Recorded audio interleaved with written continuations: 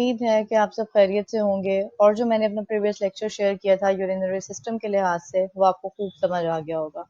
Now forwarding with my lecture, मैं उसी को कंटिन्यू करूंगी। उसमें मैंने किडनी की बात की थी। आज का जो लेक्चर है that is lecture number 10 and I am taking my start with the structure and function of nephron. Previous lecture में हमने किडनी की बात की थी, आज हम बात करेंगे structure and function of nephron की। Now starting with that what is nephron. Nephron के साथ आप पहले ही फेमिलियर होंगे। अगर आपको पता हो तो structural and functional unit of kidney is known as nephron. अगर मैं बात करूं तो मिलियंस ऑफ नेफ्रॉन जो है वो किडनी के अंदर प्रेजेंट होते हैं। अगर हम इसके पार्ट्स की बात करें तो टू डिस्टिंक्ट रीजन्स जो हमने कल पढ़े थे that is the part of kidneys. उसमें पहला था कॉर्टेक्स जो कि उसकी आउटर बाउंड्री का था और उसके बाद था मेड्यूला। अगर आप प्रीवियस जो बैकग्राउंड है उसमें देखो तो आपको मेड्यूला का पोर्शन नजर आ रहा है और ये जो बाहर वाला इसका सारा एरिया है दैट इज द कॉर्टेक्स। तो इसी में जो है ये नेफ्रॉन की अरेंजमेंट इस तरह से की हुई होती है।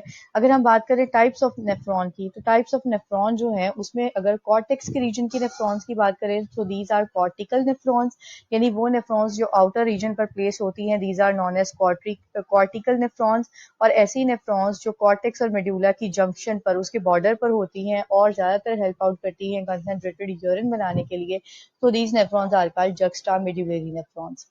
दो तरह की नेफ्रॉन्स जो है वो स्टूडेंट्स होती है यहाँ पर, कॉर्टिकल नेफ्रॉन्स और जक्स्टा मेड्यूलरी नेफ्रॉन। अगर हम एक नेफ्रॉन के पूरे स्ट्रक्चर की बात करें तो उसके सर्टेन पार्ट्स हैं जो मैं आपको डायग्राम में यहाँ पर विजिबल से बताऊंगी। अगर आप यही सीक्वेंस इसका याद कर लेते हो तो it will be very fine for you कि आपको अच्छे से ये समझ आ जाएगा।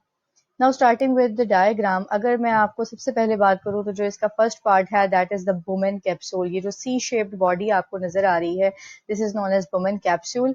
इसके अंदर क्लस्टर्स ऑफ कैपिलरीज होता है, यानी कैपिलरी का एक नेटवर्क होता है जिसको हम नाम देते हैं ग्लोमेरुलस का। इसके अंदर दो तरह की आर्टेरियोल्स होती हैं। इसको हम एफरेंट आर्टेरियोल, जो इसके अंदर जा रही है वो एफरेंट आर्टेरियोल होगी, और जो इससे बाहर निकल रही है वो इफरेंट आर्टेरियोल होगी। अंदर जो है वो ब्लड सप्लाई लेके जाने वाली और जो बाहर निकल रही है वो इससे ब्लड सप्लाई जो है वो आगे फॉरवर्ड जो है वो ब्लड वेसल्स में लेके जाएगी। इसी तरह अगर हम फॉरवर्ड चलें तो वुमेन कैप्सूल और ग्लोमेरुलस के बाद जो थर्ड पार्ट आता है दैट इज कन्वोल्यूटेड ट्यूब्यूल। ये कन्वोल्यूटेड ट्यूब्यूल आपको पूरी नजर आ रही है।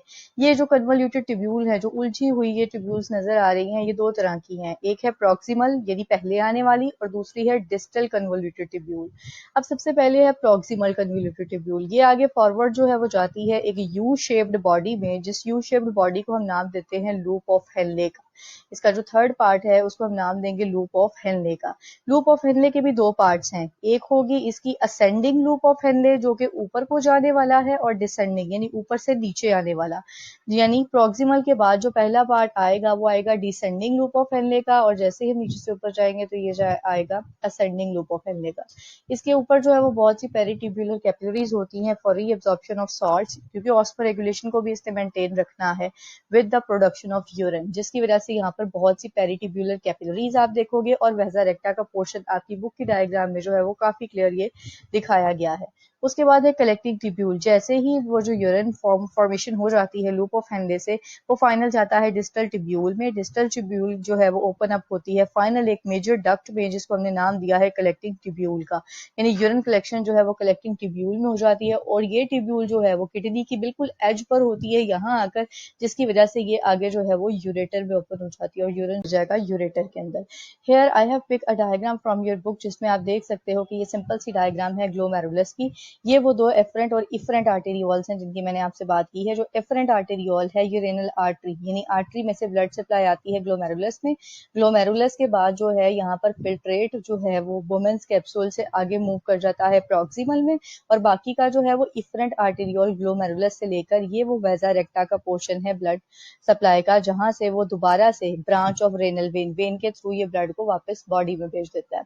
वुमेन्स कैप्सूल के बाद ये जाएगा प्रॉक्सिमल ट्यूब्यूल में, और प्रॉक्सिमल ट्यूब्यूल्स के बाद ये आएगा इस यू शेप्ड बॉडी के अंदर। ये जो येलो कलर की आपको अंदर नजर आ रही है, इसमें जो नीचे आने वाला फ्लो जब होगा इसको हम कहेंगे डिसेंडिंग लूप ऑफ हेनले, और जो ऊपर लेकर जाने वाला फ्लो होगा उसको हम कहेंगे असेंडिंग लूप ऑफ हेनले। ये सेम एग्जांपल आप अपने सीढ़ियां उतरने और चढ़ने से ले सकते हो। अगर आप स्टेयर्स से नीचे से ऊपर जा रहे हो, यानी आप लो से हाई क्वांटिटी की तरफ जा रहे हो, हाई लेवल की तरफ जा रहे हो, सो दैट इज द यानी नीचे से ऊपर की तरफ जाना उसको हम कहते हैं असेंडिंग लूप ऑफ हेनले, और ऊपर से नीचे की तरफ आना उसको हम कहते हैं डिसेंडिंग लूप ऑफ हेनले। इसके बाद असेंडिंग लूप ऑफ हेनले से जाता जाता ये कन्वोल्यूटेड ट्यूब्यूल्स में चला जाता है। These are known as distal convoluted tubule. ये डिस्टल कन्वोल्यूटेड ट्यूब्यूल्स और जितनी भी ये कन्वोल्यूटेड ट्यूब्यूल्स हैं, प्रॉक्सिमल भी और डिस्टल भी, ये पेरी ट्यूबुलर कैपिलरीज के साथ सराउंडेड होती हैं। These capillaries are helping out for reabsorption, और आफ्टर रीएब्जॉर्प्शन जो फर्दर यूरिन होता है वो चला जाता है फाइनल कलेक्टिंग डक्ट में, और कलेक्टिंग डक्ट के बाद ये चला जाता है आउटसाइड द बॉडी। स्टूडेंट्स, इसकी जो डायग्राम है वो बहुत ज़्यादा इंपॉर्टेंट है। अक्सर आता है draw a fully labelled diagram of nephron. अगर आपको ये यहाँ इजीली क्लियर है तो ये well and good. If not, जब तक आप इसकी रिटन प्रैक्टिस नहीं करोगे ड्रॉ कर करके, तब तक ये आपको इतना इजीली नहीं आएगी। Now moving forward towards the functions of nephron. अब नेफ्रॉन के फंक्शन क्या है? अगर हम सबसे पहले बात करें तो यूरिन फॉर्मेशन इसका फंक्शन था, और ऑस्मोरेगुलेशन। अब यूरिन फॉर्मेशन में 3 स्टेप्स हैं। सबसे पहले फिल्ट्रेशन। अभी मैंने बात की कि जैसे ही ग्लोमेरुलस में ब्लड सप्लाई आती है, वहां पर से फिल्ट्रेट वुमेन कैप्सूल से प्रॉक्सिमल ट्यूब्यूल में मूव कर जाता है, और प्रॉक्सिमल ट्यूब्यूल में जो सेकंड फंक्शन होगा वो होता है रीएब्जॉर्प्शन का, और डिस्टल ट्यूब्यूल में भी होगा, और पेरीट्यूबुलर कैपिलरीज भी जो है वो इसको किसमें हेल्प आउट कर रही हैं? रीएब्जॉर्प्शन में। इसी दौरान सिक्रीशन का एक थर्ड प्रोसेस किया जाता है जो फिल्ट्रेट की पीएच को बैलेंस रखता है। फिल्ट्रेट की पीएच को बैलेंस करने के लिए ल्यूमेन से हाइड्रोजन आयंस जो है वो सिक्रीट किए जाते हैं, जो कि यूरिन फॉर्मेशन में इसकी पीएच को मेंटेन रखते हुए फिल्ट्रेट की एक प्रॉपर अपना रोल प्ले कर रहे होते हैं। तो नेफ्रॉन के फंक्शंस की अगर बात की जाए तो ये आपकी बुक में काफी डिटेल से हेडिंग वाइज जो है वो बताया हुआ है, लेकिन फिल्ट्रेशन मेन जो है वो ग्लोमेरुलर फिल्ट्रेट में हो रही है, जिसके अंदर से जो है वो सारी की सारी जो है इसके अंदर से रीअब्सॉर्प्शन के लिए जो है वो फॉरवर्ड भेजा जाता है। फिर उसके बाद ऑस्मोरेगुलेशन। ऑस्मोरेगुलेशन में अगर हम बात करें तो इस पे 2 तरह का रोल होता है। एक है काउंटर करंट मल्टीप्लायर का, और दूसरा है hormonal mechanism. One by one I will discuss these functions in detail. Now, why glomerular filtrate? Starting with the first function of nephron, जिसमें यूरिन फॉर्मेशन था, उसका फर्स्ट पार्ट है कि ग्लोमेरुलर फिल्ट्रेट जो है वो फिल्ट्रेशन करता है। ऐसा क्यों होता है? मतलब ग्लोमेरुलस में ही फिल्ट्रेशन क्यों होती है? स्टूडेंट्स, इसमें आप एग्जांपल ले सकते हैं एक स्पंज की। जिस तरह आप एक स्पंज को पानी से सॉक करके उसको जब आप निचोड़ते हो, अपने हाथ में लेके जिस तरह आप उसे निचोड़ोगे, तो जो उसके पीछे लिक्विड बचता है जो नीचे किसी ट्रे में या जो है वो लैंड पे जा रहा होगा, that is known as filtrate. ये एग्जांपल आप अपने केमिस्ट्री लैब में से भी ले सकते हो, जिसमें आप फिल्टर पेपर रख कर जो है वो उसको फिल्टर करते हो, तो जो नीचे बीकर में आपके पास सोल्यूशन आता है, that is known as filtrate. Same mechanism जो है वो ग्लोमेरुलस में भी होता है। अब ये ग्लोमेरुलस में ही फिल्ट्रेट क्यों होता है? Because glomerulus walls are porous. ये यहाँ पर क्यों होता है? क्योंकि इसकी वॉल्स पोरवस होती हैं। इसमें जो फ्रैक्शन ऑफ ब्लड है वो इतना, मतलब पीछे से जो आर्टेरियोल से ब्लड आ रहा है वो यहाँ पर एक प्रेशर क्रिएट करता है, that is known as filtration pressure. और इस प्रेशर से निकलने वाला जो फिल्ट्रेट होता है उसके अंदर बहुत से यूजफुल ग्लूकोज हैं, अमाइनो एसिड्स हैं और सॉल्ट्स होते हैं, जिनको इनकी इस ट्रैक में से रीअब्सॉर्ब करना बहुत जरूरी है। इसलिए फिल्ट्रेशन के बाद जो नेक्स्ट स्टेप आता है, दैट इज रीअब्सॉर्प्शन। यानी ग्लोमेरुलर फिल्ट्रेट्स जब फिल्ट्रेशन करता है वहां पर फिल्ट्रेशन प्रेशर की वजह से, तो आने वाला फिल्ट्रेट ग्लूकोज, अमाइनो एसिड और साल्ट का रिच सोर्स होता है, बहुत ज्यादा क्वांटिटी में होता है। तो इसको बॉडी में रीअब्सॉर्ब करने के लिए जो नेक्स्ट स्टेप है, दैट इज रीअब्सॉर्प्शन। जब रीअब्सॉर्प्शन में से प्रॉक्सिमल ट्यूब्यूल में से होता हुआ फिल्ट्रेट जो है कलेक्टिंग डक्ट तक जाता है, तो उसके बाद उसके अंदर बहुत ज्यादा नाइट्रोजनस वेस्ट प्रेजेंट होते हैं। Now moving forward towards the osmoregulation. Osmoregulation में फर्स्ट मैंने बताया counter current multiplier.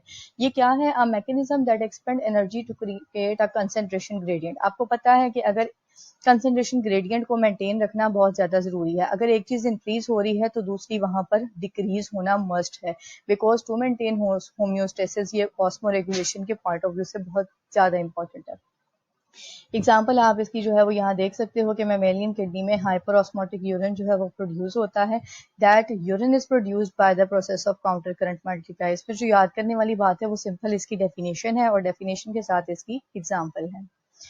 Now hormonal balance. अगर हम हार्मोन्स की बात करें, यानी हम बात करें कि ये जो हम एक्सक्रीटरी सिस्टम पढ़ रहे हैं ह्यूमन बींग्स के अंदर, इनके अंदर मेजर रोल जो हार्मोन्स का है वो कौन से ऐसे हार्मोन्स है जो इसके अंदर रोल प्ले करते हैं? सबसे पहले अगर हम बात करें तो एल्डोस्टेरॉन इसके अंदर अपना रोल प्ले करता है। सेकंड जो है वो है एंटी डायूरेटिक हार्मोन।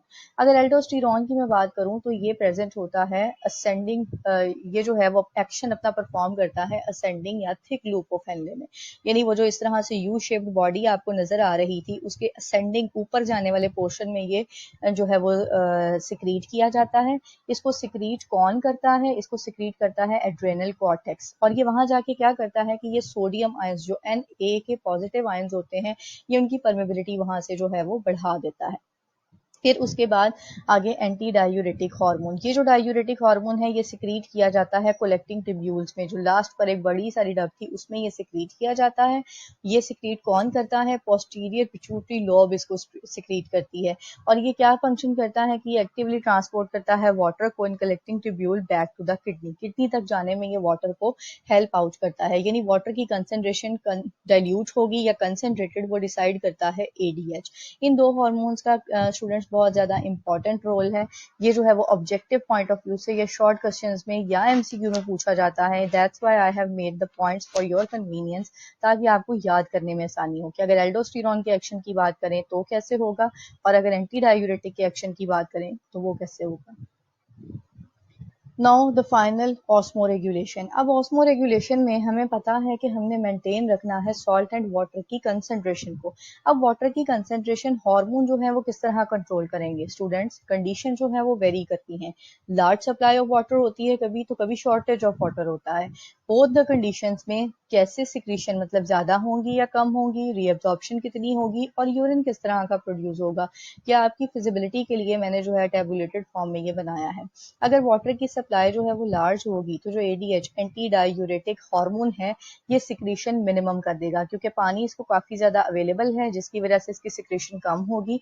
इसकी सिक्रीशन कम है तो रीअब्जॉर्प्शन भी कम है। जब रीअब्जॉर्प्शन कम है तो जो यूरिन है वो मैक्सिमम क्वांटिटी ऑफ वाटर के साथ प्रोड्यूस होगा, जिसकी वजह से वो डाइल्यूट फॉर्म में होगा।